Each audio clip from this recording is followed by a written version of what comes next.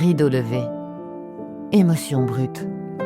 Spin Radio vous emmène au cœur du Festival Off d'Avignon du 5 au 26 juillet.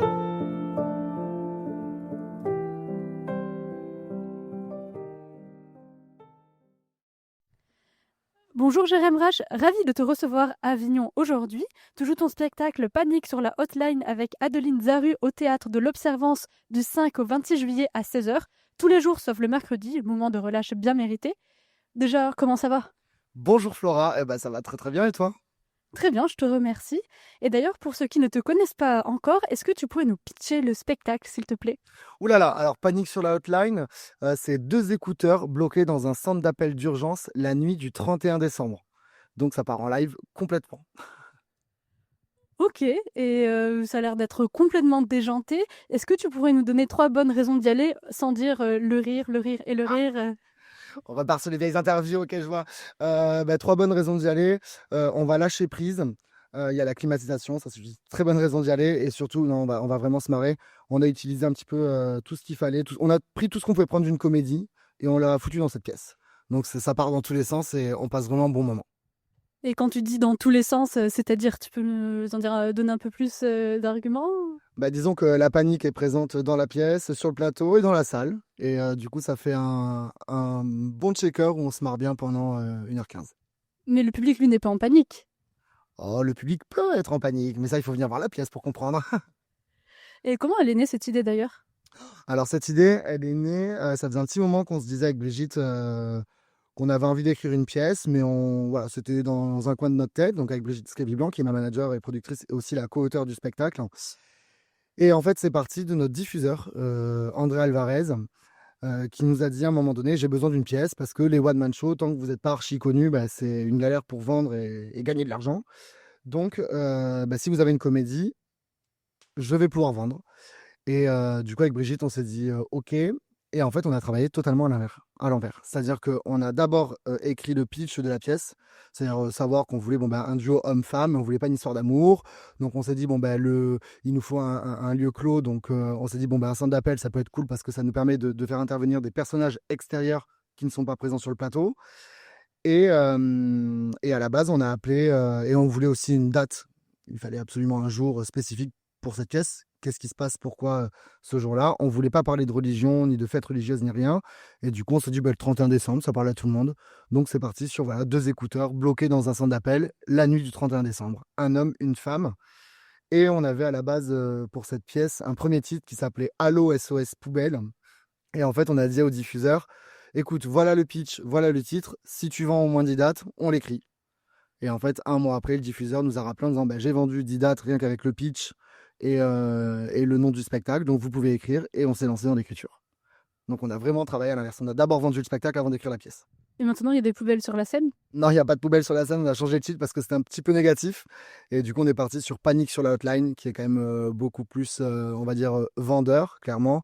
Puis les gens aiment bien quand il y a panique dans une comédie, ça attire. Et puis c'était beaucoup plus représentatif, on va dire, de la pièce, de l'esprit de la pièce que Allô SOS Poubelle. Et franchement, on est content parce que du coup, on l'a bien vendu avant de l'écrire. Donc c'est quand même assez improbable. Mais c'est super. Et d'ailleurs, cette pièce, tu la joues avec Adeline Zaru, donc la comédienne qui est sur scène. Est-ce que tu peux nous en dire un petit peu plus sur elle ? Eh ben écoute, Adeline, on l'a rencontrée, on l'a castée en septembre 2024. Et en fait, Adeline, c'est une excellente performeuse. Moi, je la connais. On s'était rencontrés une seule fois sur Avignon, mais je l'avais jamais vue jouer et tout ça. Et en fait, quand on a fait les castings, on a demandé à plusieurs amies comédiennes si elles avaient des idées. Et en fait, plusieurs nous ont conseillé Adeline en nous disant elle a une énergie folle. Et effectivement, quand on a rencontré Adeline, comble du hasard, elle ressemblait comme 2 gouttes d'eau au personnage de l'affiche. Donc c'était incroyable. On s'est dit, ok, c'est clairement le personnage qu'on avait imaginé. Et en plus, elle a cette énergie totalement débordante, totalement loufoque. Et en plus de ça, c'est une performeuse qui est incroyable. C'est une excellente comédienne. Donc on s'est dit, on y va, c'est parti. Donc 2 énergies folles sur scène, vu que t'as la tienne également. Ouais, deux énergies un petit peu folles. C'est pour ça que c'est Panique sur la Hotline, hein, parce que vraiment la panique est présente partout et vraiment on se régale. On a une très très belle complicité sur le plateau. On s'amuse réellement, on est en osmose déjà entre nous et en plus avec le public, donc c'est fantastique. Et elle a pu écrire un petit peu aussi sur la pièce? Absolument pas. Les auteurs restent Brigitte et moi. Après, bien évidemment, on est sur une pièce où, avec Brigitte, on a toujours fonctionné comme ça. Un spectacle, comme disait Muriel Robin, est terminé le jour où tu joues la dernière du spectacle. Donc ça reste du spectacle vivant, c'est toujours en total, en total mouvement et on modifie toujours des choses. Et bien évidemment, Adeline a pu aussi apporter sa patte au niveau de la mise en scène et avoir ses idées et elles ont été acceptées sans problème. Et dans l'interprétation déjà? Ah bien sûr, déjà dans l'interprétation, bien évidemment, on laisse nous libre choix à Brigitte. En fait, Brigitte a toujours laissé, mais même dans mes one, une libre interprétation à l'artiste. C'est-à-dire qu'il y a un texte et tout ça, mais vas-y, interprète-le vraiment et vis-le. Et c'est ce qui rend justement la notion de spectacle vivant. Ouais, tu bien raison. Et ah oui, qu'est-ce que je voulais te demander? Donc au niveau de la mise en scène, donc c'est très rythmé tout le long? C'est quoi l'univers un peu de la pièce? C'est très rythmé. On est rythmé donc justement par ces appels qui sont présents tout au long de la pièce. Bien évidemment, on est bloqué dans ce centre d'appel d'urgence un 31 décembre. Donc, qu'est-ce qui va se passer? Pourquoi est-ce qu'on va se retrouver bloqué? Et pourquoi? Qu'est-ce qui se passe en fait entre nous? Et j'ai pas trop envie d'en dire plus parce que il faut vraiment la découvrir parce qu'on joue vraiment, on joue vraiment avec les champs lexicaux, avec les comiques de situation, avec les quiproquos et tout ça. Et je peux pas trop en dévoiler en interview parce que sinon je vais dévoiler la pièce et c'est pas du tout le but du jeu, quoi. On voulait en savoir plus, mais oui, je comprends tout à fait que oui, c'est pour donner envie et non trop en dire. Et c'est une pièce que tu joues depuis combien de temps? Parce que tu es en tournée partout en France avec. Ouais, on a eu de la chance de partir en tournée très très rapidement avec la pièce parce qu'on l'a très vite vendue. Donc on est en tournée avec la pièce depuis septembre 2024. Et donc on a eu de la chance de jouer. On a joué sur Perpignan, on a joué vers Rive-de-Gier, on est parti jouer à Péronas, à Brive-la-Gaillarde, on est parti jouer dans le Nord, on est parti à Saint-Raphaël aussi, à Cogolin. Et du coup, on a pu tester un petit peu sur différents publics. Et en fait, ça a été fantastique parce que déjà, on a rodé avant d'arriver sur Avignon. On l'a déjà joué sur Avignon de toute façon quasiment tout le mois de décembre 2024. Et ça a été hyper bien accueilli par le public, mais aussi par la presse. Et notre plus grande satisfaction, je pense, avec toute l'équipe, c'est que la presse nous a très très rapidement connoté au Père Noël est une ordure. Et donc ça, il n'y a pas meilleure connotation pour une pièce de théâtre que d'être connoté à ce succès fou que le Père Noël est une ordure. Il y a eu des retours publics qui t'ont marqué plus que d'autres? Globalement, ce qui en ressort des retours publics, c'est que les gens s'amusent énormément et ne voient pas le temps passer. Ils s'ennuient pas, ils sont assez surpris. Et puis ils s'y reconnaissent parce que c'est notre manière aussi d'écrire avec Brigitte où on veut des spectacles où derrière les gens vont aussi s'identifier. Et ça se marre tout du long et les gens trouvent que l'osmose entre Adeline et moi est dingue. Et là, c'est notre plus beau cadeau parce qu'on voulait vraiment que les gens, en fait, s'évadent et justement, l'espace d'une heure et quart, s'oublient et juste vivent le moment présent avec nous. Et pour le moment, c'est Paris gagné. Ok, bah, génial. En tout cas, à Avignon, tout le monde a l'air d'être ravi par cette pièce. Et maintenant, c'est l'heure des questions un petit peu décalées pour te découvrir autrement.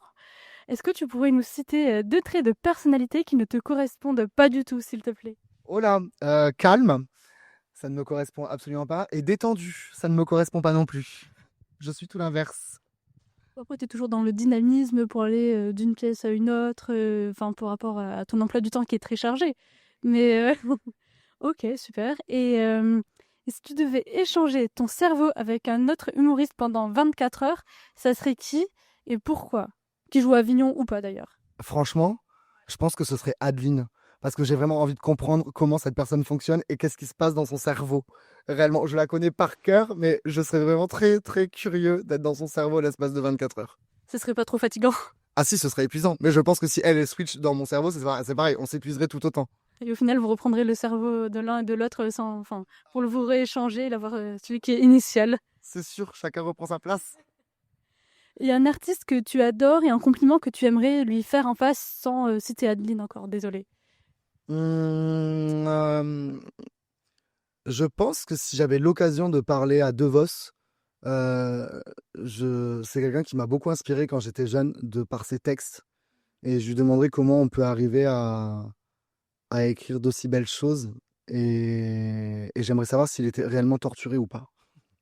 J'aimerais connaître aussi un petit peu son cerveau. J'aimerais bien peut-être switcher dans son cerveau, voir aussi. On va faire des analyses de tous les cerveaux pour en récupérer le meilleur. Et si tu devais définir ton humour en un seul mot? Hmm. Authentique. Ok, super. Ça te représente bien.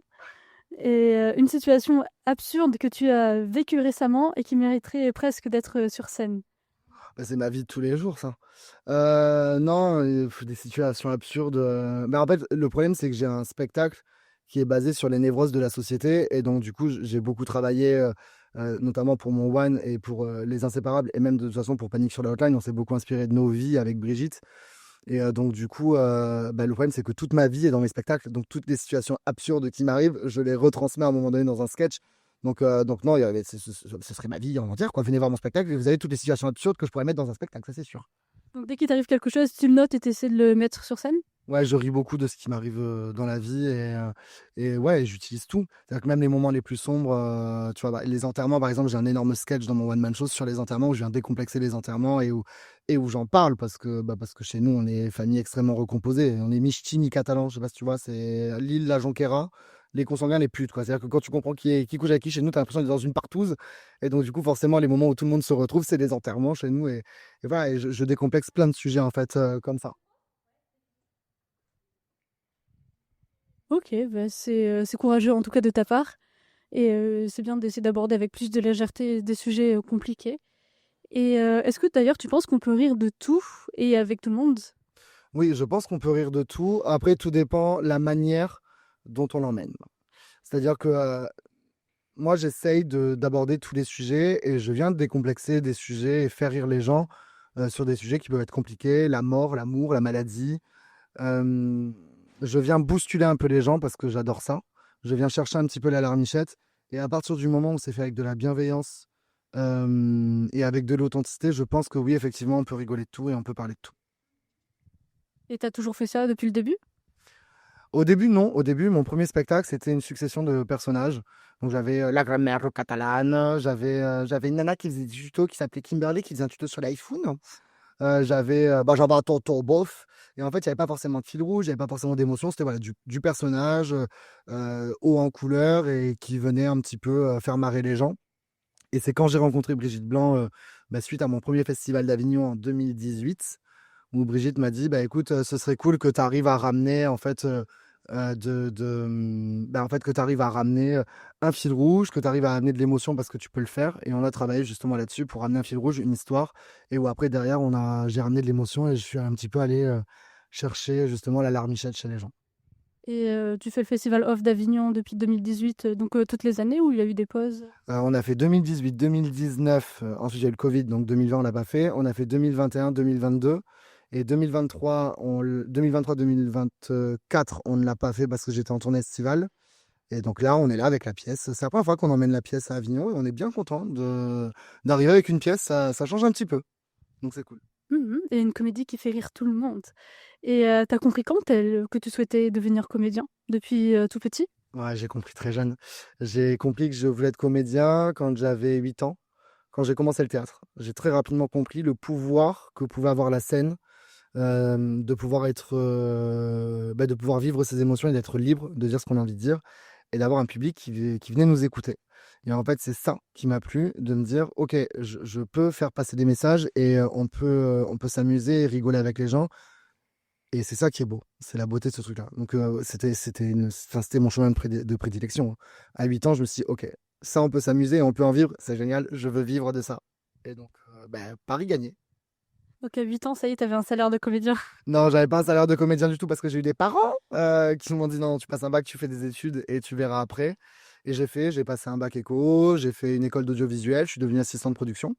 J'ai bossé pour du clip vidéo dans une boîte qui s'appelle Macam Productions qui maintenant est au Portugal avec Carole Mathieu Castelli et Thierry Imbert. Et j'ai eu l'occasion de travailler pour des clips vidéo avec Patrick Fiori, Patrick Bruel, Natacha Saint-Pierre, Ariel Dombal. Donc c'était une expérience de dingue. Mais il me manquait quelque chose, en fait. Il me manquait cette passion de la scène. Et Carole et Thierry avaient vécu du théâtre pendant très longtemps avant de monter leur boîte. Et en fait, ils m'ont dit, écoute, t'as 24 ans, si tu le fais pas maintenant, tu le feras jamais. Casse-toi et fais-le. Et j'ai écouté, je suis parti, je suis redescendu avec mes valises et j'ai dit, allez, on y va, on fonce. Donc t'as changé de route à 24 ans. Ouais, j'ai décidé de m'écouter à 24 ans et de me dire, on n'a qu'une vie et j'ai pas envie d'avoir de regrets. Donc, je vais la vivre à 200% Et on va essayer de vivre ce rêve de gosse. Et ça fait maintenant 8 ans que je vis de ce rêve de gosse, donc c'est plutôt beau. Ah, c'est fantastique. Et tu as intégré une école de théâtre? Est-ce que tu as pris des cours de one à côté? Pas du tout. J'ai repris le théâtre là où j'en faisais avant, donc dans un petit village à côté de Perpignan. Et je suis tombé, j'avais ma prof de théâtre qui nous faisait beaucoup travailler en fait l'improvisation et tout ça. Et puis donc je suis remonté sur scène et j'ai écrit. C'était très compliqué au début de savoir ce que je voulais dire et ce que je voulais faire. Donc j'ai écrit du personnage et je suis parti jouer dans des comédie clubs au moment où la mode était au stand-up et j'étais un petit peu l'ovni puisque j'arrivais moi avec mes personnages où ils étaient tous debout avec leur micro-main et moi j'arrivais avec mon personnage de la grammaire catalane de Grimé et j'allais faire chier tout le monde. Et en fait ça a été dingue parce que les directeurs de salle m'ont dit oui, enfin quelqu'un qui fait de l'ancien. Est-ce que tu as un spectacle entier? Parce qu'on voudrait l'acheter. Et en fait j'ai menti, j'ai dit bah oui, j'ai un spectacle entier que je n'avais absolument pas. Et du coup, j'ai calé mes premières dates comme ça en me disant bah, One Life, on y va, on dit oui, et puis bah, il va falloir bosser. Et ils l'ont su après? Non, jamais. Ils le découvrent peut-être maintenant. En tout cas, tu as cartonné, donc tu as eu raison d'y aller au bluff. Et puis, tu as des compétences, tu savais que tu pouvais compter sur une équipe aussi autour de toi. Enfin, tu avais déjà constitué ton réseau à l'époque? J'ai très très vite travaillé avec André Alvarez, qui était ma première manager, qui maintenant est mon diffuseur.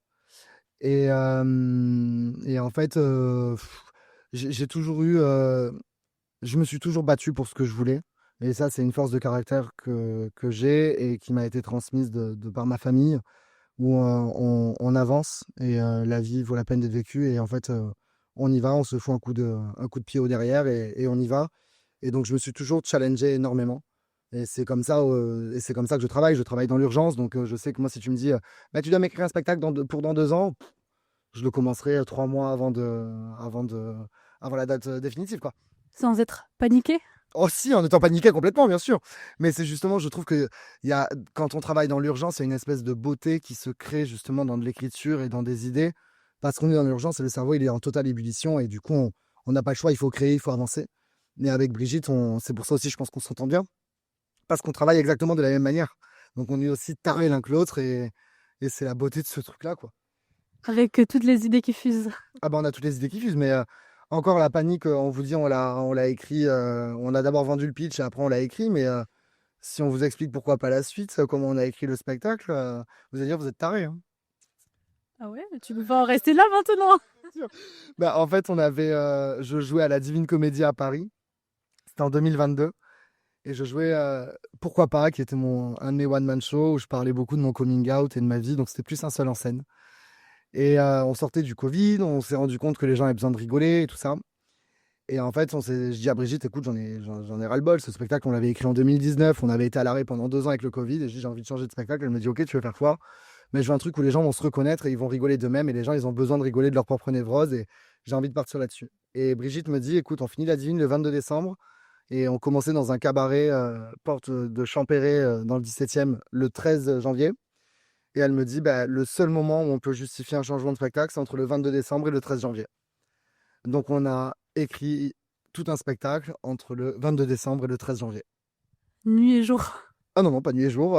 J'ai réussi à pondre le premier jet du spectacle dans la nuit du 26 au 27 décembre. Où en fait, je me suis couché à minuit et demi en me disant, tiens, ce sketch, je pourrais le commencer comme ça. Je me suis dit, oh, je verrai demain matin. Je me suis dit, non, je verrai pas demain matin. Je me lève, j'écris. Et en fait, j'ai écrit toute la nuit. Et le spectacle m'est sorti en 8 heures. J'ai écrit pendant 8 heures d'affilée. J'ai envoyé une première version à Brigitte. Et qui derrière m'a renvoyé une version modifiée. Et en fait, on a bossé comme ça en échange de mails. Et puis on s'est dit, bah, on y va. Et puis la première version du spectacle faisait 2 heures. Et on s'est dit, oh, 2 heures, c'est un peu long. Et puis au final, on est tombé à 1h40. Et on a dit, bah, 1h40, ça nous convient. Et on reste à 1h40. T'as pas eu le temps d'avoir le syndrome de la page blanche. Ah bah là, il n'y avait pas le temps d'avoir le syndrome de la page blanche parce qu'on avait annoncé partout et en presse et machin qu'on changeait de spectacle. Donc il fallait y aller, quoi. Et puis ça nous a pas fait peur du tout. Et puis en plus, on était assez détente. C'est ça qui est dingue. C'est-à-dire que Brice, elle me dit, mais ça te fait peur? Bon, non, bah moi non plus. Bon, bah très bien, bah, on y va, on écrit. Et puis, de toute façon, à un moment donné, moi, j'ai jamais utilisé. Je sais qu'il y en a beaucoup bah, qui font beaucoup de plateaux d'humour, tu vois, des comédie clubs et tout ça. Moi, je suis jamais réellement passé par des comédie clubs parce que je fais pas de stand-up. Je suis pas avec mon micro-main, tu vois, avoir un rythme effréné comme ce qu'ils ont et ils le font extrêmement bien, tu vois. C'est vraiment un art à part entière. Moi, je suis comédien à 100% et dans mon spectacle, il y a vraiment un fil rouge. Et moi, mon show dure 1h40 et j'emmène les gens pendant 1h40 dans mon univers et avec moi. Et je les fais marrer, je vais les émouvoir et tout ça. Donc, si tu veux, moi, tous les spectacles que j'ai faits, j'ai jamais testé 10 minutes par-ci, 10 minutes par-là. J'ai toujours écrit le spectacle, loué une salle et on la remplit, on y va, on joue. Et donc, et après, on modifie en fonction des dates. Oui, après, chacun son métier, chacun ses facilités et ses envies de faire également. Chacun a sa manière d'écrire et de travailler. Et il y a de la place pour tout le monde. Et je pense qu'à partir du moment où on est réellement authentique et on reste soi et on avance dans sa propre énergie, ben, ça fonctionne. Et moi, j'en suis content. Ça fait 8 ans que je suis là, donc je suis plutôt content. Bah oui, t'as plus que ta place. En plus, t'arrives à vendre des projets avant même qu'ils n'aient été écrits. Oui, bah, oh, attends, non. On n'est pas encore rendu parce qu'on a notre projet qui arrive là dans un mois et demi, qu'on n'a absolument pas préparé. On s'est foutu dans la merde tout seul avec Brigitte.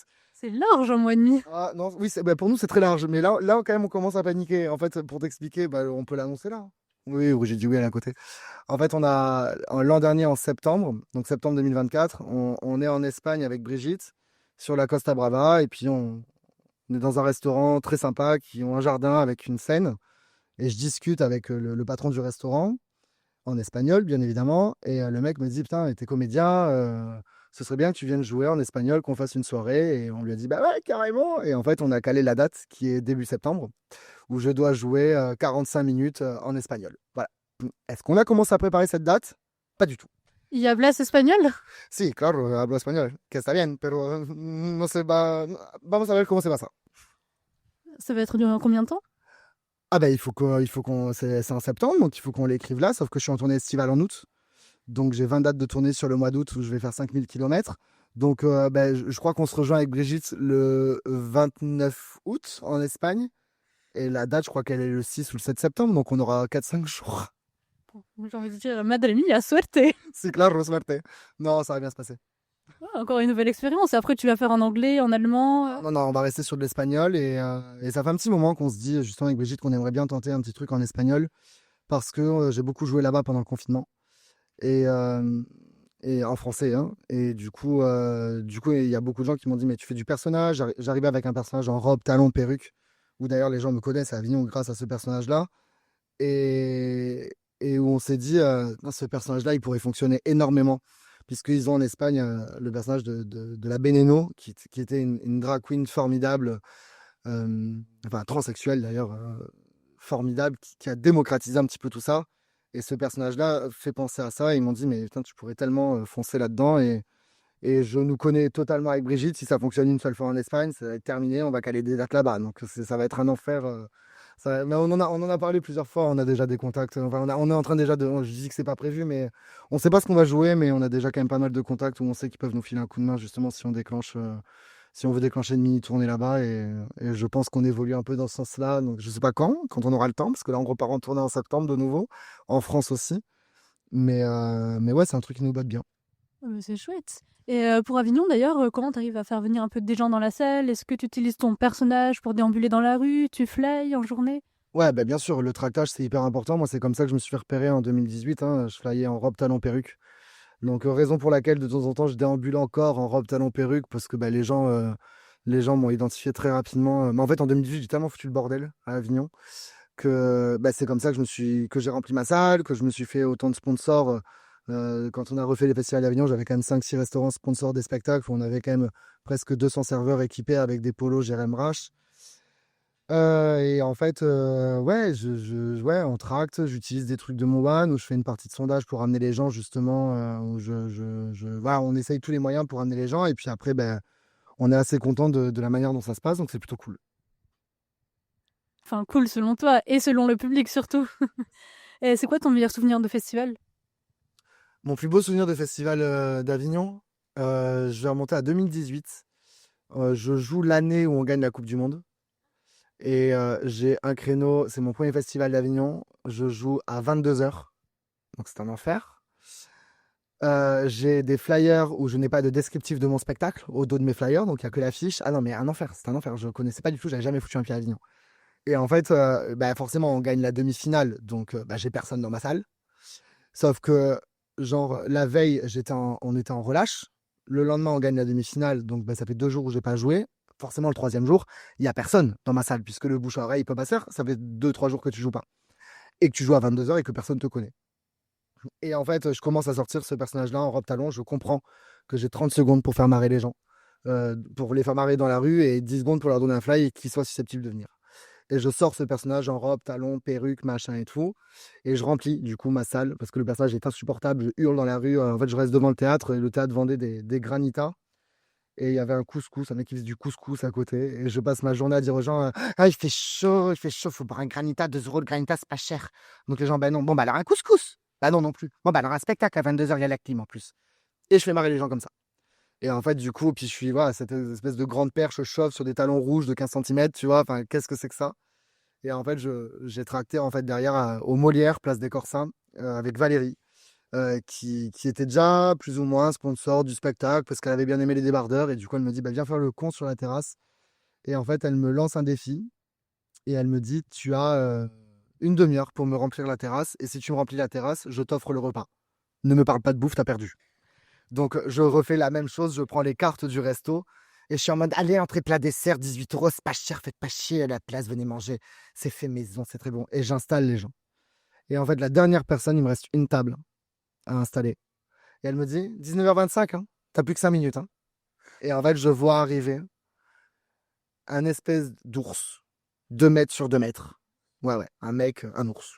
Voilà. À côté, un mec beaucoup plus efféminé qui doit faire 1m60 pour 50 kilos avec un juton dans la main.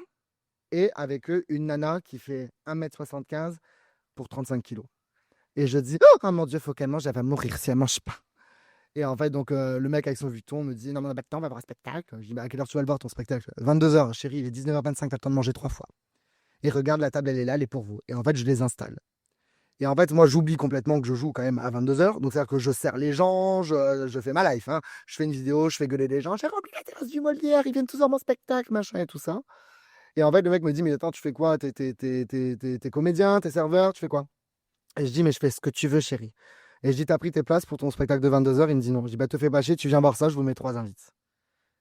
Et comme quoi, des fois, le bon endroit, le bon moment et bien aligner les planètes, ce mec-là, avec le juton, eh ben, il s'avère que c'est le mari du meilleur ami de Brigitte. Voilà, que Brigitte, bien sûr, que je ne connaissais pas. Et en fait, ils ont vu le spectacle, ils ont adoré. Ils m'ont dit, on reviendra la dernière semaine avec une copine à nous qui tient une mairie. Et en fait, cette copine qui tenait une mairie ne tenait absolument pas de mairie. C'est Brigitte Blanc, qui est productrice, manager, et en fait, qui m'a signé 6 mois après notre rencontre, et ça fait 8 ans qu'on travaille ensemble. Ah, mais c'est génial, mais quel hasard! Et c'est vrai que tu as créé, comme tu dis, un sacré bordel. Ah oui, j'ai créé un sacré bordel au point où quand même j'allais tellement faire chier les files d'attente devant le palace que Laurent Beltrando, qui gérait le palace à l'époque, me dit mais c'est quoi, tu me saoules, vas-y, rentre même dans le palace, fais ce que tu veux en fait, t'es chez toi parce que de toute façon tout le monde te voit, tout le monde pense que tu joues ici. Et en fait non, ça a été dingue parce que je me suis fait beaucoup de contacts, je me suis fait beaucoup repérer, j'ai rencontré, j'ai eu la chance de rencontrer Marianne James avec qui je suis resté très ami, j'ai rencontré Jean-Paul Gaultier. Béatrice Dalle, enfin c'était incroyable. Et puis il y a eu un truc où les gens venaient du coup le soir manger au Molière parce qu'ils savaient qu'il y avait un trou de balle qui venait faire une animation quoi. Donc c'était devenu incroyable. Et puis tous les restaurateurs me disaient Jérém, arrête, tu tractes de 10h du matin à 21h, tu tiendras pas le festival, tu es sur 15 centimètres de talons aiguilles, tu vas t'épuiser. Et en fait je leur ai dit mais je vais finir le festival sur ces putains de talons aiguilles parce que j'ai besoin de me faire repérer et j'ai besoin qu'on voilà, là il faut qu'on sache qui je suis. Eh ben, résultat des courses, on a fini sur les années d'après avec 200 serveurs équipés avec des débardeurs Jérém Rache, avec un public qui me suit et je suis reparti avec une production la première année où j'ai fait mon festival d'Avignon. Paris gagné. T'es vraiment une star, du coup, ici à Avignon. Non, alors, je sais pas, y a pas de star, hein, c'est juste que j'ai bossé et que j'ai la niaque et que j'en ai voulu et voilà, et qu'on avance et que je me suis écouté et que je me suis fait violence. Et voilà, cette force de caractère, comme je te dis, comme je disais tout à l'heure, où je me laisse pas abattre, quoi. Et donc, on avance, quoi qu'il arrive. Ah bah ouais, là c'est clair. Et du coup, ça veut dire que demain, on peut te retrouver en talons, debout sur une table, en train de chanter. Ça peut arriver. Voilà, si la soirée est un peu alcoolisée, effectivement, on peut se retrouver en talons dans un bar en train de chanter. Non, mais après, oui, voilà, je déambule dans la rue. Voilà, nous, on fly le matin un petit peu avant la presta, bien évidemment. On est le soir sur Avignon directement après. Alors, selon les dates aussi, parce que comme on joue en dehors d'Avignon pendant le festival, sur Off-les-Murs, on fait Morières, on fait Rochefort-du-Gard, on a fait aussi Pont-Saint-Esprit. Et donc, du coup, il y a des soirées où on joue à 16h sur le créneau à l'Observance et on joue le soir dans d'autres villes. Maintenant, après, oui, on est tout le temps sur Avignon et puis bon, les gens connaissent aussi mon équipe, donc ils croisent forcément André et Brigitte, les sœurs sourires dans Avignon. Et puis avec Adeline, on est par là aussi. Puis Adeline, on la remarque aussi, là, Adeline, hein. Donc, non, on est visible. Mais oui, on est là et puis on est très abordable. Vous pouvez venir nous parler sans problème, hein. Au contraire, c'est ça la beauté de ce métier où moi, j'aime partager, j'aime les gens et j'aime l'humain. Et c'est pour ça qu'on fait ce métier. Donc, c'est pour ça que ce festival est incroyable. Donc là, actuellement, à Avignon, soit tu réponds à des questions dans le cadre de l'interview, soit tu joues, soit tu cours, soit tu fly, soit tu fais serveur, tu fais quoi d'autre? Oh, on fait plein de choses, mais ça se passe à l'île de la Barthelasse après 23 heures. Voilà. Faut bien rentabiliser, merde, hein. Oui, le métier de comédien, c'est compliqué financièrement alors. Ah, ça fait des cachets, ça reste des cachets. Brigitte me les facture en cachet. Ah, c'est horrible dit comme ça. Non, non, mais oui, bien sûr, on est partout et en même temps, c'est voilà, c'est l'occasion de. C'est très festif et c'est très bien et c'est une ambiance qui est sympa. Et là, ça faisait 2 ans qu'on l'avait pas fait, donc on est très content d'être là et ça fait du bien un peu de retrouver ça, même s'il fait quand même très chaud. Mais bon, on a quand même, on est bien, on est content d'être là. Et on est dans un super théâtre avec une super équipe, donc ça change tout. Et surtout avec la clim, ça c'est génial, en plein 16 heures, en plein cagnard là. Ouais, mais encore, bon, oui, alors, on a essayé d'avoir une clim dans un théâtre, c'est hyper essentiel, clairement, parce que sinon tu meurs. Les théâtres où il n'y a pas de clim, t'as envie de crever. Mais après, bon, non, après, voilà, tous les lieux sont différents et tout le monde te dit, oui, il faut être absolument dans ce théâtre-là, il faut être ci, faut taper tel truc. Non, tape un théâtre dans lequel tu vas avoir une bonne équipe, dans lequel tu vas bien te sentir et dans lequel tu vas être en osmose avec les gens et ça va tout changer. Et nous, c'est vrai que les directeurs de l'Observance, Kylian et Maxime, on a joué chez eux en décembre 2024, ça s'est extrêmement bien passé et on est très content de pouvoir vivre cette expérience avec eux et d'être chez eux. Ouais, tu m'étonnes. Et d'ailleurs, qu'est-ce que tu aimerais que le public ressente en sortant de Panique sur la hotline? Mais je pense que ce que le public ressent déjà, c'est-à-dire le fait de se dire voilà, on a décroché pendant 1 heure et quart et on s'est amusé, on a rigolé. Parce que c'est vraiment le but de cette comédie, de s'amuser, de rigoler, de poser le cerveau. C'est ce qu'on voulait. On voulait un spectacle là pour la pièce où les gens viennent et ils posent le cerveau complètement. Et pour l'instant, c'est pari gagné. Donc si ça continue dans ce sens-là, ben, nous, c'est cool. Et tu fais un peu d'interaction avec eux? Ah, mais ça, il faut venir voir le spectacle, ma chérie. On va pas tout dévoiler quand même. Je comprends, je comprends. Donc on te retrouve tous les jours à 16 heures au théâtre de l'Observance avec Adeline Zaru, sauf le mercredi où tu souffles un peu a priori. Le mercredi, du coup, t'en profites pour te reposer, rassure-moi. Oh, allez, Joker. Non, non, ben non, on est quand même dans l'Avignon et on dort peut-être un peu plus, mais bon, comme on joue pas le mercredi, on a tendance à faire la fête le mardi soir. Donc, disons qu'on décuve en terrasse avec des packs à loup, c'est bien.